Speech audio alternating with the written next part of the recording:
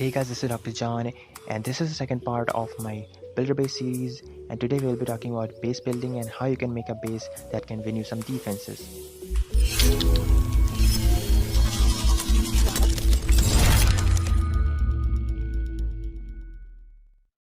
Now, two basic things that you want from your base are: first, preventing enemy troops from targeting your defenses directly, and second, forcing enemy troops to enter the base from the locations you want them to. Now, there are various different methods to prevent any enemy troops from targeting your defenses directly. The first will be to put some buildings in front of them so they can shield the defenses. The second will of course be the walls. But since archers can shoot over the wall, there is one strategy to keep two space gaps between the wall and the defenses to prevent the archers from shooting over the wall. Now, that's not always possible to protect all your defenses from the archers, but you can make sure that some of the crucial defenses like archer towers and even cannons are protected well. As you can see in my base, you cannot directly target any defenses from the outside because of two space gap between the defense and the wall. And also there are the trash buildings which will be protecting your defenses. The archers and barbarians have to hit them before they can go towards your defenses. Now, the second point is forcing the troops to enter the base from a certain location, not giving them the freedom to come from anywhere they want.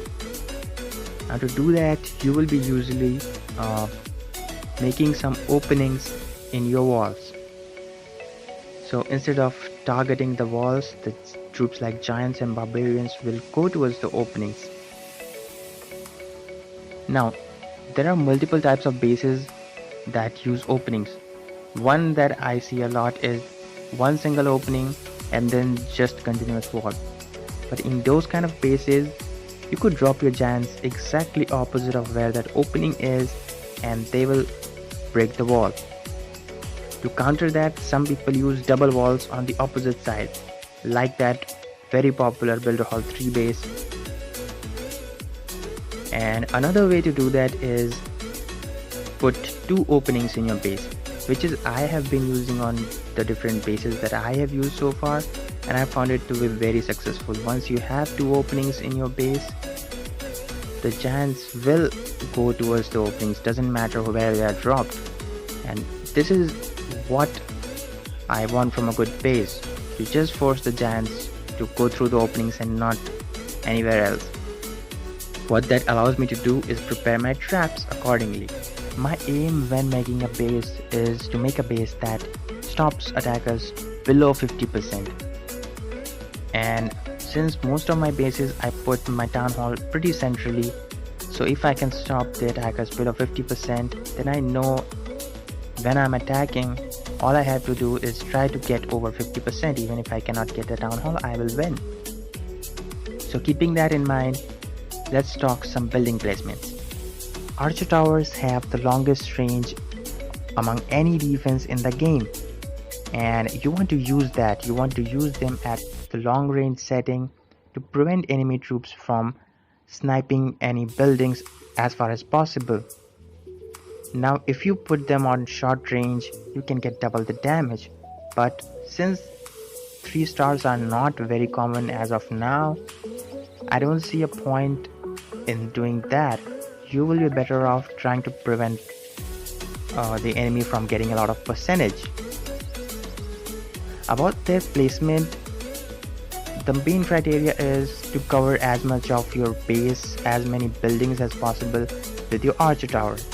So at Builder Hall 3 you only have one, so you will be putting it a bit centrally, or if you are putting it towards one side, then you will be putting both your cannons on the other side. Those cannons have decent range as well. So the goal is to cover as much area as possible. At Builder Hall 4 you get the second archer tower, and you can put spread them apart to cover most of the base, and this is kind of what I'm doing. They are still pretty central and nothing will target them early on, but they have good range. Cannons do a good amount of damage and also have a decent range, so with them you will be trying to cover most of the base and try to place them in a manner that your archer towers and cannons combined cover every single building pretty much in your base. Now, Crusher is an interesting defense. It does splash damage and quite a lot of it, and it can really destroy a pack of giants or any other troops that come under it. What I like to do with the Crusher is use it as a scare tactic. So since I already said I like bases with two different openings, what I will do is put one Crusher close to one of the openings, so if the attacker comes through that opening, his giants or whatever will go straight into the Crusher. Now no attacker wants to do that, so that forces them to come from the other opening, and now you can put your traps in that direction. And as a defender, it's a really great thing. You are forcing an attacker to either come through traps or come through Crusher. Both are really tough things to do. Now let's talk about defending against air attacks. So you have two main defenses to defend against air: firecracker and the air bombs. Now, in placing these defenses, one thing that you will have to make sure is that you are not giving them away too easily. I have seen so many bases with the air bomb just sitting on the outside. You can snipe with few archers. That kind of thing can leave you vulnerable for attacks like baby drags and such. As of now, air attacks are not super common because most people don't have high level baby dragons and beta minions are pretty weak. But as the game progresses, air attacks will start to become a bit more popular, as we are already seeing those who have already maxed their bases are using a lot of baby dragons. So you will have to make sure that you are not giving them very easily, and also to spread your air attacking defenses around. So firecracker, air bombs, archer towers and Tesla, don't just clump them up in one side and cannons on one side, because that kind of promotes the attacker to bring kind of a hybrid attack, use some archers or giants to take out your key air defenses and then just target you with baby dragons and such. So you don't want to do that. Now the remaining defenses that are Tesla and double cannon, I use them as kind of a support defense to cover the areas where you do not have a lot of damage, or you can use the Tesla to kind of surprise the opponent sometimes. Use it to bait the giants away from an entry or something. But in my base right now, I'm not doing a lot of it. They are just filling some space and helping me to cover the areas where I don't have to get the cannon or the archer tower coverage. Now let's talk about the traps, which in my opinion are even more important than the defenses. They can really make or break your base design. Spring traps for the most part are there to defend against the giants, which are pretty much the main tank in the game right now until you get to your hero. So you want to place the spring traps in places where you are pretty sure that giants will go through. Now in the main game, the main strategy with spring traps is to put them between the defenses, because the defense targeting troops will go through them for sure. But since we have a much smaller base and small number of traps, the strategy here is mainly dependent on using them on narrow openings and forcing the giants to go through them. And that's what I am trying to do on my base. Push traps are probably the most versatile trap in this game right now. You can use them in so many different manners. You can simply use them to just push some troops away from your base and give your defenses a bit more time to shoot at them. You can use to push the troops into the Crusher. You can use them to push some troops into the middle of the base, which can be a good strategy sometimes, because when an attacker is attacking from just one side, some of your defenses on the back side of the base are not even active. And if you use your push traps to send say 1 or 2 giants into the center, those back defenses will also get to be active, and you will be getting more damage per second as such from your base, and that can be a great strategy. And some people also make some kind of trap designs with trying to fling the giants into a closed compartments which doesn't even have any defenses. I actually used that at early Builder Hall 3, where I had a town hall compartments completely closed and I had an exposed double cannon. So when someone deployed giants on the top of double cannon, the push trap will push one of the giants into the town hall compartment, and there is nothing for them to hit, so it will just keep on banging on the wall while all of the defenses shoot at it. So you can really do a lot of things with the push trap. Mines and the giant mine is something that people use a lot in a lot of different ways. Some people just use them to target the sniping archers if you don't have coverage on all the buildings, which not always works, because I don't think a single mine is going to kill the archers anyway. And if you are putting multiple mines close together, there is a chance that they will just get triggered by 1 or 2 archers and you will not get a lot of value from it.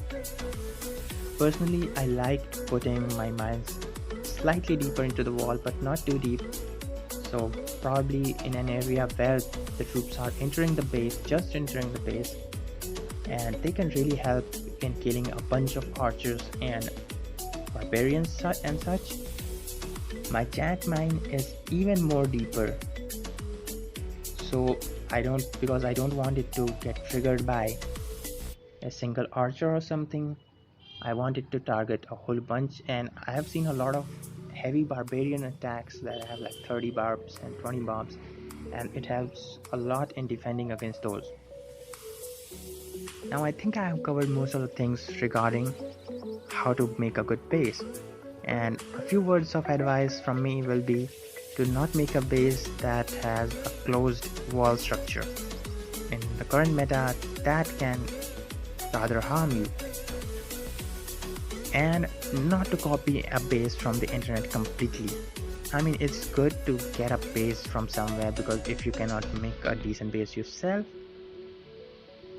you can copy it from somewhere, but always try to change things up, switch the defense placements, switch the traps, because if you are using a base that a lot of other people are using as well, then the attacker might have some practice against hitting the base, so that might not go well for you. If you want to copy my base, I don't think this one is made all that well, but it has done so well in defending. It protects all the defenses well, it has decent trap placements, and it has done very well for me in around 2000 to 2300 trophy range. And I will try to find some time to push even higher and see how it does. And as I'm starting to face slightly higher level troops, then the attackers are getting more and more successful in getting at least 1 star on it. But until like a couple days back, and even I think till yesterday, no one was getting even 40% on it. So it is something that you can take and modify things around. I have actually used a bunch of different variations in the defense placements, but the general base design is very decent in my opinion. So this is it. Hit the like button if you liked it, and subscribe for more videos. I will be putting another video on the attack strategies and how you can win more wars with your attacks. So please make sure that you are subscribed, and check out my earlier video on the basic guidelines on how to progress fast in the builder base mode if you already haven't. Thanks for watching.